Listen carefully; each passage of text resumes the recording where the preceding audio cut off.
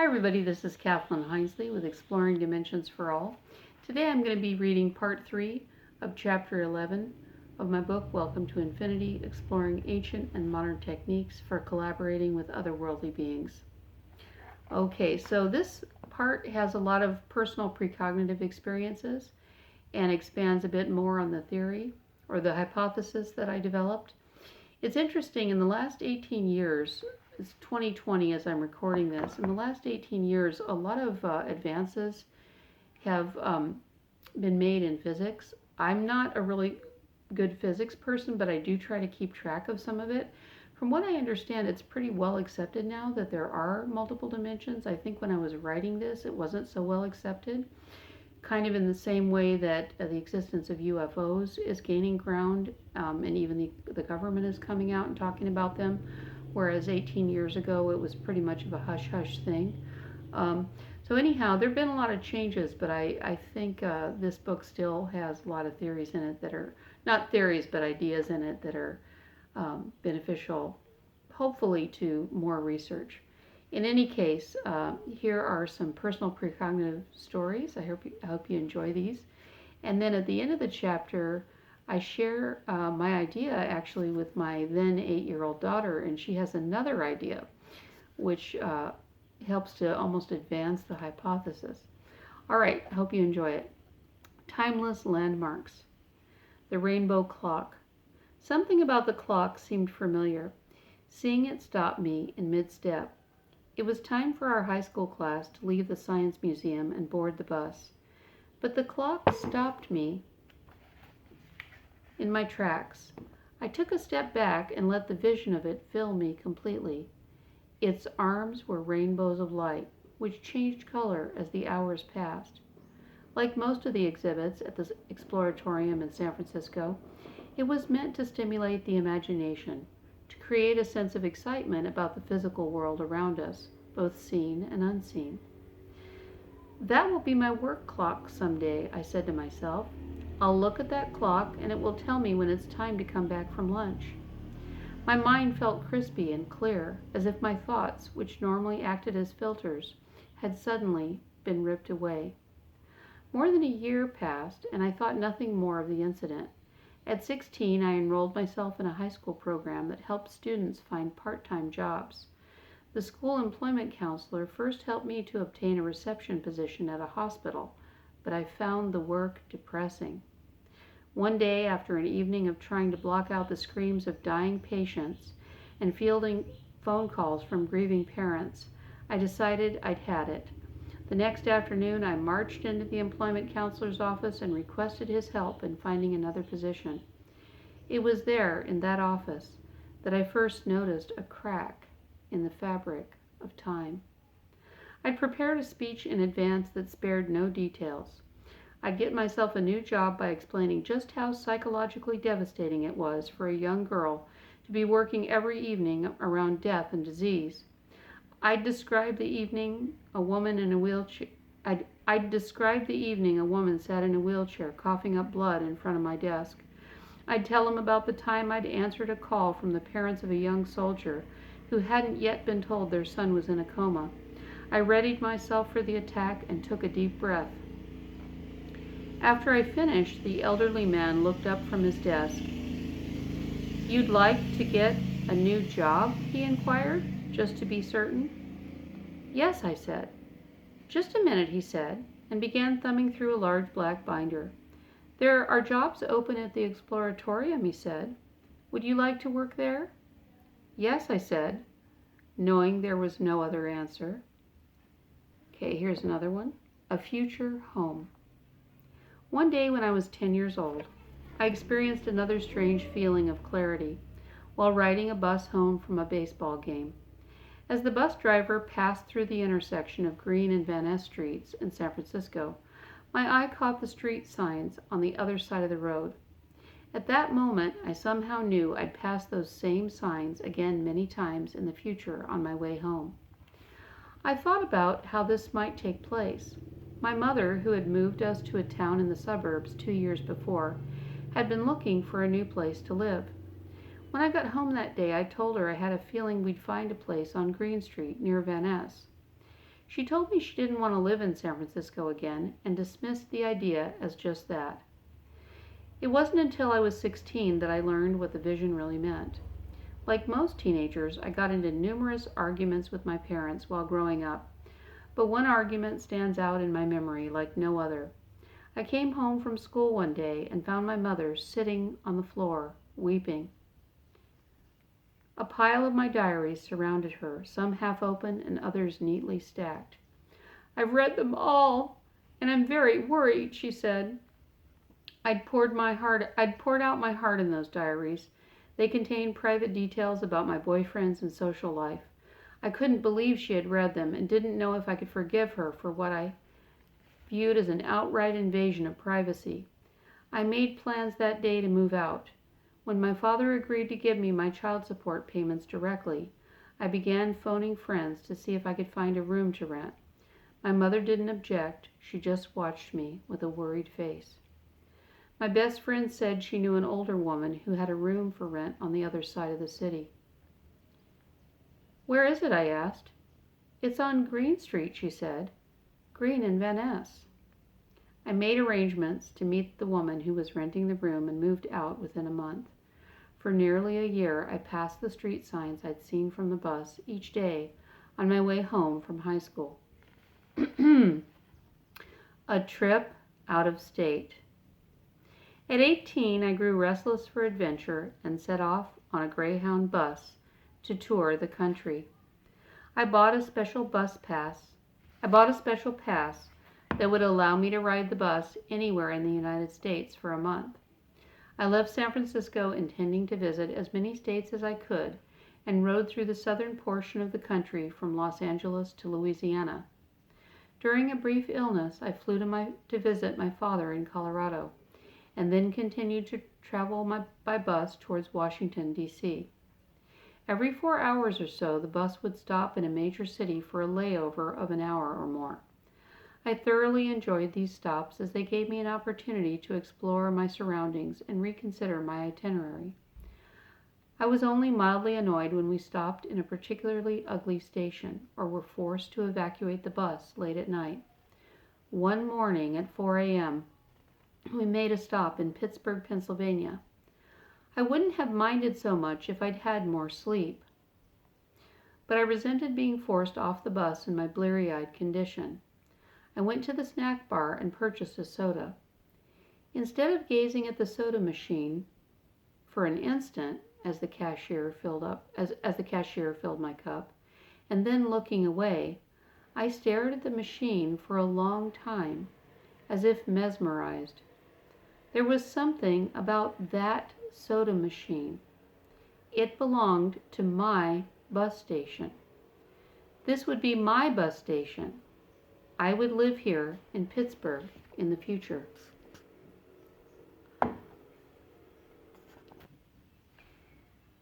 After returning from China several years later, I applied to graduate schools that offered study programs in the economic development of third world countries.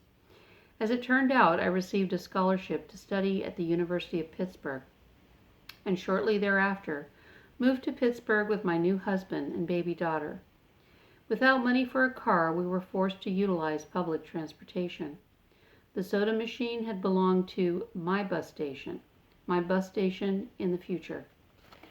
An older version of me. I had another vision when I was 15. My mother, brother, and I had gone to Chico, California for the weekend, as my mother was thinking about moving there. I'd gone to see a movie with my brother and was on the way back to our hotel when it happened. I'd felt nervous and tense the whole weekend. I had good friends in San Francisco and didn't want to move to some backwater town. I couldn't believe my mother was even considering it. She'd given us the option of staying with our father. My parents were divorced when I was 6 years old.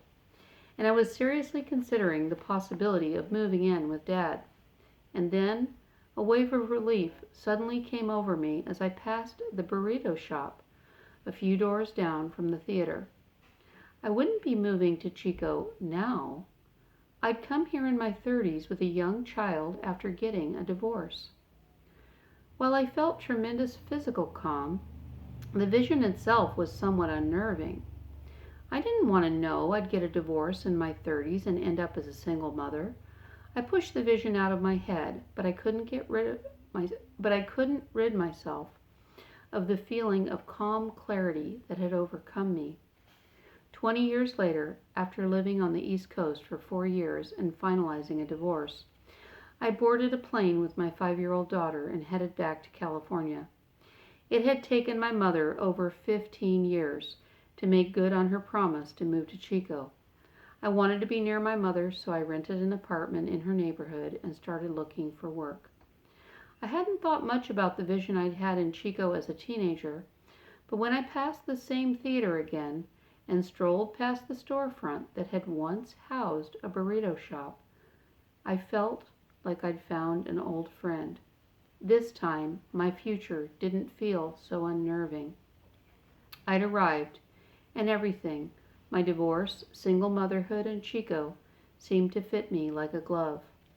Could these objects, the clock, the street signs, the soda machine, and the storefront, somehow be holding within their molecular structure the coordinates of the future and the past simultaneously? A wave of spiritualism in the 1800s ushered in experimentation with a new technique for gathering information psychically. The technique, now known as psychometry, involves the handling of objects by psychics in an attempt to obtain historical information. Impressions gleaned have ranged from specific details about the lives of people who have previously held or utilized objects to an awareness of past events that occurred in the vicinity of objects. One theory as to how psychometry works implicates vibrations. It suggests that objects may contain residue or vibrations from the past, which can later be read. And this is footnote 11. David E. Jones, Visions of Time, Experiments in Psychic Archaeology, a Quest book, Wheaton, The Theosophical Publishing House, 1979, page 174. Psychic information has similarly been obtained by allowing psychics to visit locations being studied by archaeologists or law enforcement officials when more information about past events has been needed to tie together known evidence. In quantum physics, it's impossible to simultaneously perceive the location and momentum of small objects, like subatomic particles, at the same time. What if most of us perceive the momentum of subatomic particles as time, and psychics are somehow able to tune in to specific locations or conditions of these particles at various junctures in what we perceive to be the time continuum? If time is an illusion based only on speed, and then in parentheses rate of vibration, in parentheses, it makes sense that objects which hold energy patterns for long periods would retain their past, present, and future molecular configurations across the momentum of movement that we mistakenly identify as time. Another thing to consider is that the subatomic particles of various objects are, in fact, not truly separate from one another. Rather, as the matter that makes up objects vibrates, some of its particles are sloughed off and become part of other objects. Metal interacts with oxygen, rusts, and eventually joins the earth beneath our feet. Human skin peels away and joins the earth as well. What if the subatomic particles in our bodies are joining and communing with the subatomic particles in everything around us all of the time? Our bodies are, in fact, affected in quite a significant way by invisible energies such as electricity and radiation. These forces have the power to literally penetrate our bodies and change them at the cellular level. Man-made machines allow us to intercept and hear radio waves, traveling on frequencies imperceptible to the naked ear. Why should we find it so impossible to believe that those with psychic ability might gain knowledge through the perception of various states of subatomic matter in our environment? Imagine a bathtub of pure, clean water. Now imagine dropping blue ink into that bathtub, one drop at a time. At first, the blue tint is imperceptible. Gradually, however, the water becomes bluer and bluer, until you can no longer imagine that the bathtub was once clear. According to the time-space model I have suggested above, all of the things in our reality that we are comfortable with and beyond are in constant movement. Ink is always being dropped into the bathtub, and the water exists simultaneously in its clear, light blue, and dark blue forms. Because the water in the ink-free tub will at some point be combined with the ink in the bottle, it's possible in a simultaneous time universe to see the blue ink in the bathwater before it's been dropped in. This is possible because the water simultaneously exists in its purified and ink-colored state. The pure water, in a sense, knows everything it's going to go through. It possesses its momentum, the location, and then in parentheses, or specific subatomic configurations of its particles, in parentheses, and the past, present, and future relationships among its particles, and all other types of matter at the same time. But how is it possible for certain psychics to perceive what others cannot? And why are some predictions accurate and some off base? I return to my consideration of vibratory rate and the fact that all matter is light. According to many scientists, we are perceiving matter as such because it's vibrating at a slower rate than what we typically think of as light. We know that there are types of energies we cannot see. We can't, for example, see the energy coming out of an X-ray machine or hear radio waves without the aid of an electronic device. It is plain that there are forces out there that are quite real, but which nonetheless escape our perceptive abilities. What is it about these bodies we've got anyway? Remember the idea I suggested above, that our bodies, being matter, are vibrating at a frequency similar to the matter we perceive around us, and that the motion of this matter, or its momentum, creates the illusion of time? I also mentioned the fact that the subatomic particles in our bodies are in continuous motion along with everything in the environment. At each juncture in the time-space continuum, our vibratory rate, in a sense, matches the vibratory rate of what we perceive around us. The question is, what if it didn't? What if our vibratory rate didn't match up to this time and place? Well, I hate to put a damper on things, but with these bodies of ours, it's not very likely that we'd be able to conduct an experiment that would answer this question. Why? Because our bodies are composed of matter that's got its own vibratory rate. But what about our minds? What is mind anyway? What is consciousness? I thought about the techniques used by native peoples to access other dimensions and communicate with beings there. Quote, primitive, end quote, societies throughout history have used a variety of techniques that would seem to alter brainwaves. Fasting, dancing, sleeplessness, drumming, chanting, etc. Could these mind-altering techniques help to release the spirit or soul from the body, freeing it from the relative frequency of vibration common to everything in our three-dimensional world? Do psychics, mediums, and prophets have the ability to alter the vibratory rate of their consciousness to allow for the perception of things and beings existing in other dimensions where life takes place at a different rate of vibration? Was this kind of knowledge part and parcel of shamanic training programs? Do the ceremonies used by shamans allow them to access specific vibratory coordinates through combinations of sound and rhythm? Are spirits in other realms able to easily alter their rates of vibration so as to read the future and offer advice based upon knowledge of what is to come?